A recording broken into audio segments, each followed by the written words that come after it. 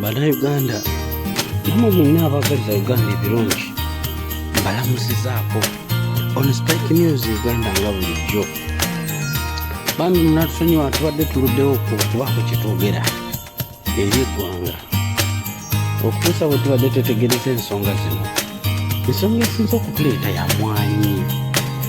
Bannange, munnayuganda munnange, naawe atunuulidde ebiseera bya Uganda eby'omu maaso, nkusaba osembeza akatebe owulirize bino bikaalya.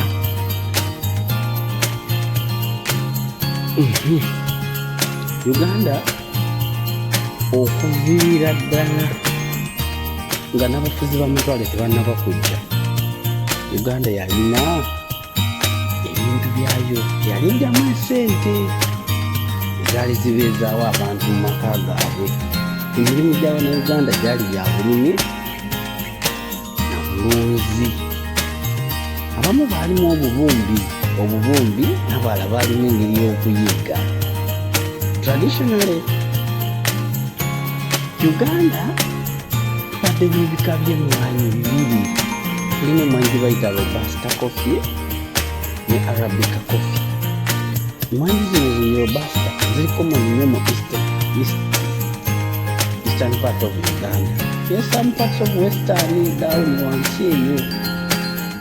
Then arabica zibadde nnyo mu central ne mu east wano nga Jinja and part of Busoga. Kati emmwanyi eno Uganda nga obabuuza omwana oba omuntu yenna nti kiki omunnayuganda kyalina, manyi mu biseera byaffe by'ekyembeera abaana bababuuza cash crop, main cash crop of Uganda and food crop. Utawandikangawo food crop kasooli, posho, sorghum, bwe bityo, millet. Nga cash crop ekintu ekivaamu nga kirimwa bulimwa naye nga kivaamu esente yali cotton, pamba, emwanyi, then ne kooko. Bino ebintu ebirala bino bye mulaba ennaku zino simanya bikajjo biki, ebyo bizebuzi kwegamba bibaddewo naye nga si nnyo.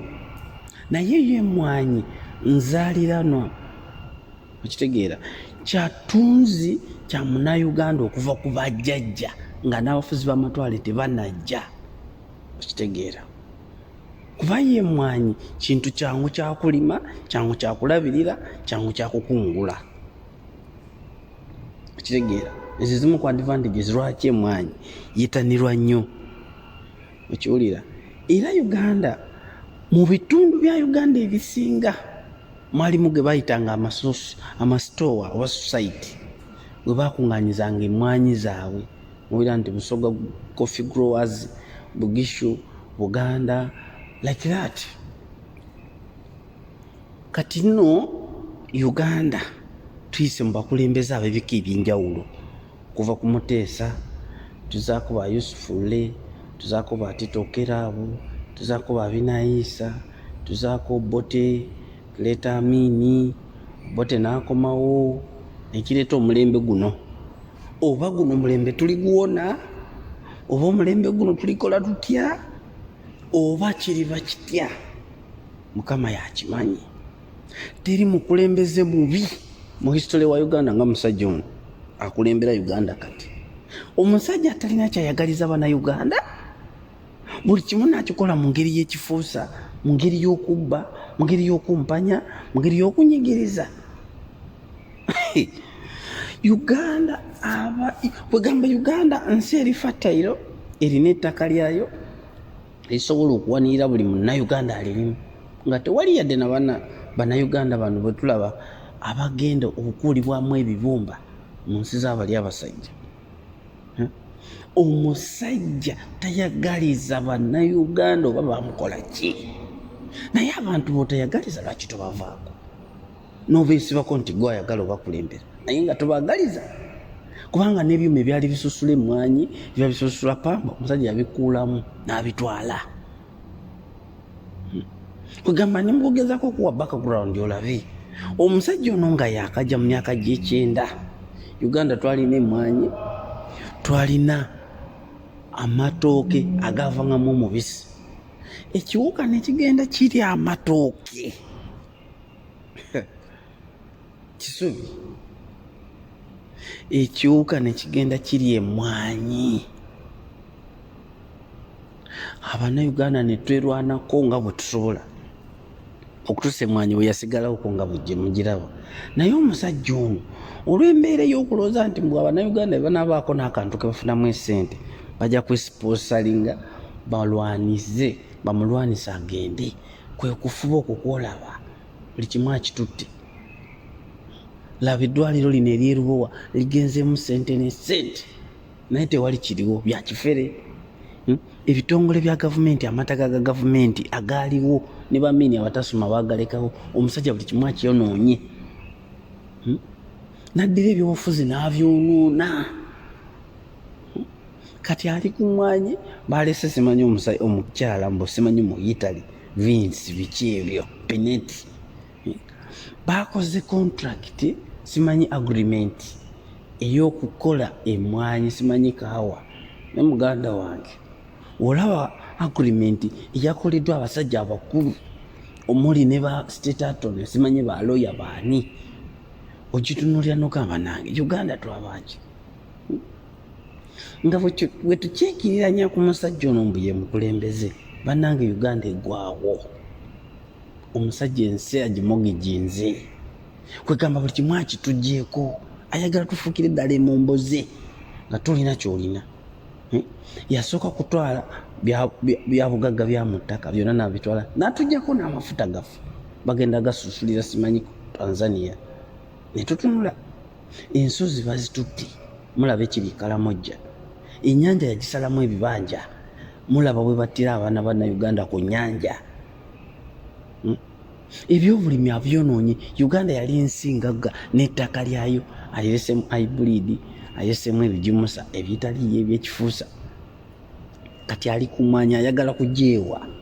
Kwegamba nga yaditamininga akatale nga bwe yakola ab'ebusoga ku bikajjo abantu n'abamalamu amaanyi. Tutunula n'ogamba ono omukulembeze ga kikaaki okutuusa nga Abannayuganda twegasse ne tumanya nti ekizibu kyaffe musajja ono n'enfuga y'embi tujja kubula kye tulirekera abaana baffe. Kijja tuula omusajja akoze buli kikyamu naye gwe n'olaba endagaano ku lw'ensi enamba ne watabaawo siginitole. Kwegamba siginicha ya muntu agula. Bano abaliwo bonna balinga bajulizi. Weewunye palamenti erimu ababaka simanyi 5 simanyi 6 ebyo byonna basirika bakoteka bukotesi mitwe. Tulina bye twalonderayo abaffe naye bambi bagenda kulya. Kati omusajja ne bagamba musinga agreement eno bigana bagenda sasula. Kusasulaani ataliiko omuguzi oyo. Tulina invisible buyer, invisible bidder. Uganda bannange ono omusajja atukulembedde, omusajja atufuze bubi naye ajja kujjukirwa. Kyemanyi ekikutta obudde lumu kiributa. Omanyi ne bweweefuula nti gwani generations come and they go. They go. Kyonna kyabala kijja kuggwa naye atufuze bubi. Uganda abantu ne bafa obwavu. Kyokka nga Uganda esobola okubeeramu n'emmere ku mulembe gwa Amin. Emmere yawavu Uganda yasakiranga emmere Abawarabu. Njogerako n'omusajja mpulira ennyingi ku mutima. Naye Mukama atusaasire. Subscribe, share and like for more Spike News Uganda. Nga bulijjo teweerabira okutuwandiikirako, okutubuuzaako, okutubuulirayo ku bipya n'okutwagala. Mukama watuweera omukisa. Naye bannange Munnayuganda tusituke tugobe ono omusajja kubanga gye tugenda si